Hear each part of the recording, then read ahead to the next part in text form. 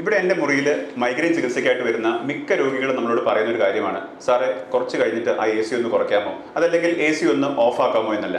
നമ്മുടെ രോഗികളിൽ AC ഉപയോഗിക്കുമ്പോൾ ബുദ്ധിമുട്ടുണ്ടാകുന്ന, അതല്ലെങ്കിൽ AC ഉപയോഗിക്കുമ്പോൾ തലവേദന കൂടുതലായിട്ട് വരുന്ന രോഗികളോട് ചികിത്സയിൽ ഇരിക്കുമ്പോൾ ശ്രദ്ധിക്കേണ്ടതായിട്ടുള്ള ചില കാര്യങ്ങൾ പറയാറുണ്ട്.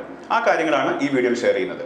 ഒന്നാമതായിട്ട്, കാറിൻ്റെയും മറ്റും AC ഡയറക്റ്റ് ആയിട്ട് വെന്റ് നമ്മുടെ മുഖത്തേക്ക് അടിക്കുന്നത് പോലെ വെക്കാതിരിക്കുക. ഇത്തരം അവസരങ്ങളിൽ സൈനസ് പോലത്തെ ഇഷ്യൂസ് ഉള്ള ആളുകളിൽ അതൊരു ട്രിഗറിംഗ് ഫാക്ടർ ആകുവാനും മൈഗ്രെയിൻ ജനറേറ്റ് ചെയ്യാനായിട്ടും ഇടയുണ്ട്. നമ്മുടെ വീട്ടിൽ AC ഉപയോഗിക്കുന്ന ആളുകൾ, പ്രത്യേകിച്ച് വിദേശത്തെല്ലാം ജോലി ചെയ്യുന്ന ആളുകളിൽ രാത്രിയിൽ ഉറങ്ങാൻ കിടക്കുമ്പോൾ 25ലോ 26ലോ മറ്റോ കംഫർട്ടബിൾ ആയിട്ടുള്ളൊരു AC ടെമ്പറേച്ചർ മെയിൻറ്റെയിൻ ചെയ്യുകയും വെന്റ് എപ്പോഴും മുകളിലേക്കായിട്ട് മാറ്റിവെക്കാനായിട്ട് ശ്രദ്ധിക്കുമല്ലോ.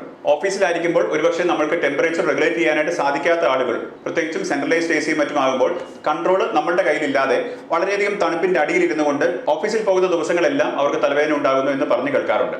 ഇത്തരം ആളുകൾക്ക് ആ സീറ്റിൽ നിന്നും ഒന്ന് മാറിയിരിക്കുവാനായിട്ടുള്ള സാഹചര്യം ഉണ്ടോ എന്ന് നോക്കുവാനും, അതല്ലെങ്കിൽ സാധിക്കുമെങ്കിൽ ഒരു ഹാറ്റോ അതല്ലെങ്കിൽ ഒരു സ്കാർഫോ മറ്റോ ഉപയോഗിക്കുന്നതും ഒരു പരിധിവരെ ഇതിന്റെ ട്രിഗേഴ്സ് കാരണം മൈഗ്രെയിൻ വരുന്നത് തടയാനായിട്ട് സഹായിക്കും. ഈ മേൽപ്പറഞ്ഞതൊക്കെ ചെയ്യാനായിട്ട് സാധിക്കുന്നില്ല അല്ലെങ്കിൽ നിവൃത്തിയില്ല എന്ന് പറയുന്ന ആളുകൾ അടുത്ത ചെയ്യുക ജോലി രാജിവെക്കുക എന്നുള്ളതാണ്. അങ്ങനെ ചെയ്യേണ്ടതായിട്ടുള്ള യാതൊരു ആവശ്യവും ഇവിടെ ഇല്ല. കൃത്യമായിട്ടുള്ള രോഗനിർണയവും ചികിത്സയും നിങ്ങളുടെ മൈഗ്രെയിനെയും ട്രിഗറുകളെയും വളരെ നല്ലതായിട്ട് മാനേജ് ചെയ്യാനും കൺട്രോൾ ചെയ്യാനായിട്ട് നിങ്ങളെ ഹെൽപ്പ് ചെയ്യുന്നതാണ്. AC മൂലം നിങ്ങളുടെ തലവേദനയ്ക്ക് എന്ത് ട്രിഗറുകളാണ് ഉണ്ടാകുന്നതെന്ന് താഴെ കമന്റ് ചെയ്യുമല്ലോ.